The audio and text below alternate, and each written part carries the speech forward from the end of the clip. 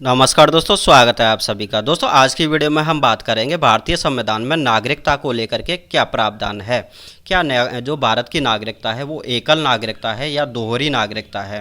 तो दोस्तों आज का वीडियो जो है बहुत ही खास होने वाला है। दोस्तों मेरा नाम है प्रवेश कुमार और आपसे निवेदन है, अगर आप हमारे चैनल पर नए हैं तो प्लीज़ चैनल को सब्सक्राइब जरूर कर लीजिएगा, साथ ही बेल आइकन को भी प्रेस कर लीजिएगा, जिससे आगे आने वाले हर वीडियो का नोटिफिकेशन आपको मिलता रहे। तो चलिए शुरुआत करते हैं।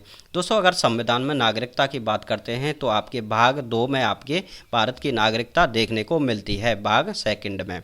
ठीक है, भाग सेकंड में भारत की नागरिकता। और वहीं अनुच्छेद की बात करते हैं तो अनुच्छेद आपका यहाँ पर 5 से लेकर के 11 तक नागरिकता को लेकर के प्रावधान करता है। तो दोस्तों अब हम डिटेल से बात करेंगे कि अनुच्छेद 5 से लेकर के 11 तक भारत की नागरिकता को लेकर के यहाँ पर क्या क्या प्रावधान किए गए हैं। ठीक है दोस्तों, तो पहले बात करते हैं अनुच्छेद 5 की। तो अनुच्छेद 5 यहाँ पर प्रावधान करता है कि संविधान के प्रारंभ पर नागरिकता, यानी कि जब संविधान का निर्माण किया गया था 26 जनवरी 1950 को, उसके समय पर यहाँ पर जो भारत की नागरिकता है उसमें क्या प्रावधान था। ठीक है, तो इसका पहला बिंदु है यानी कि जिसका जन्म भारतीय क्षेत्र में हुआ हो। ठीक है, जिनका जन्म भारतीय क्षेत्र में हुआ था या जिनके माता पिता में से किसी एक का जन्म भी या दोनों का जन्म कहाँ हुआ हो, भारतीय क्षेत्र में हुआ हो। ठीक है, तो वो क्या रहेंगे, भारत के नागरिक माने जाएंगे।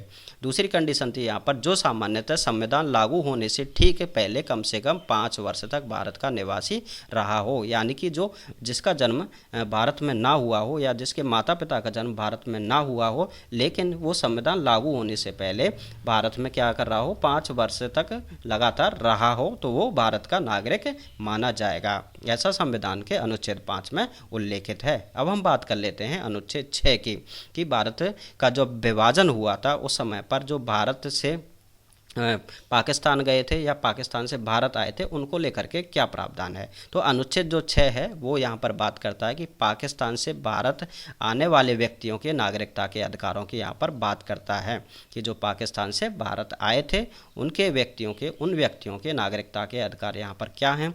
तो उनका पहला बिंदु है यहाँ पर उनका या उनके माता पिता या दादा दादी में से किसी एक का भी जन्म भारत में हुआ हो। ठीक है, उनका या उनके माता पिता या दादा दादी में से किसी एक का भी जन्म भारत में हुआ हो। केवल ये किसके लिए प्रावधान है, जो पाकिस्तान से भारत आए थे उनके लिए प्रावधान है केवल ये।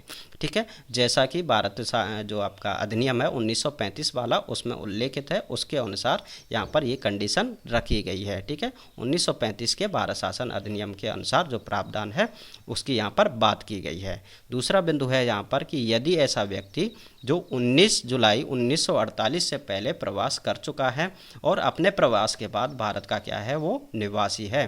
ठीक है, यहाँ पर ये ध्यान रखना है 19 जुलाई 1948, ये डेट आपको याद रखनी है कि 19 जुलाई 19 से पहले ही वो भारत में आ चुका है। ठीक है, और भारत का ही निवासी है, तो उन व्यक्तियों के लिए यहाँ पर क्या माना जाएगा, वो भारत के नागरिक माने जाएंगे।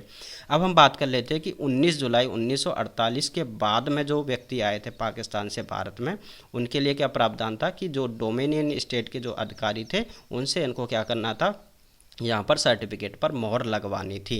ठीक है, तब वो क्या माने जाएंगे, यहाँ पर भारत के नागरिक जो है वो माने जाएंगे। ठीक है, ये आपके कहाँ पर प्रावधान है, अनुच्छेद 6 में प्रावधान देखने को मिलता है। अब हम बात कर लेते हैं दोस्तों अनुच्छेद 7 की।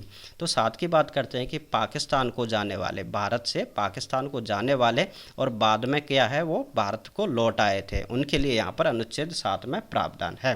तो इसको भी हम देख लेते हैं कि जो 1 मार्च 1947 के बाद पाकिस्तान चले गए थे और बाद में क्या है वो वापस भारत लौट आए, उनके लिए यहाँ पर क्या प्रावधान है, उनके लिए भी भारत की नागरिकता से संबंधित प्रावधान है।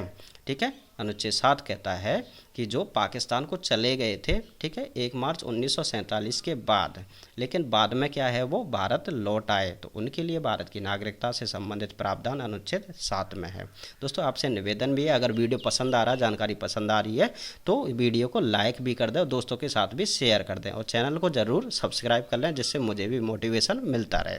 चलिए अगले अनुच्छेद की बात करते हैं। अगला अनुच्छेद है आपका अनुच्छेद नंबर 8, यानी कि ऐसे व्यक्ति जो भारतीय मूल के व्यक्तियों के, यानी कि जो वैसे तो कहाँ के हैं, भारतीय मूल के हैं, लेकिन वो रोजगार विवाह और शिक्षा के प्रयोजनों के लिए कहाँ चले जाते हैं, भारत से बाहर रहने के लिए चले जाते हैं, तो उनसे संबंधित यहाँ पर क्या है, प्रावधान है अनुच्छेद 8 में। ठीक है, वैसे तो भारतीय मूल के हैं, लेकिन वो क्या चले जाते हैं, बाहर चले जाते हैं, विदेश चले जाते हैं रोजगार, विवाह या शिक्षा किसी भी प्रयोजन से, तो उनके लिए यहाँ पर नागरिकता से संबंधित अधिकार हैं।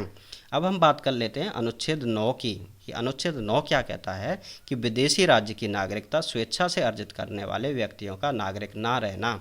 जैसा कि आप सभी को पता है, जो भारत की नागरिकता है वो है आपकी एकल नागरिकता।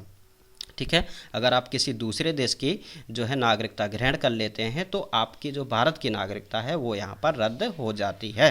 तो आप केवल एक ही देश की यानी कि भारत के साथ में अगर रहते हैं, अगर आप भारत के निवासी हैं और किसी दूसरे देश की नागरिकता आप ग्रहण कर लेते हैं तो आपकी जो भारत की नागरिकता है वो यहाँ पर क्या हो जाएगी, समाप्त हो जाएगी।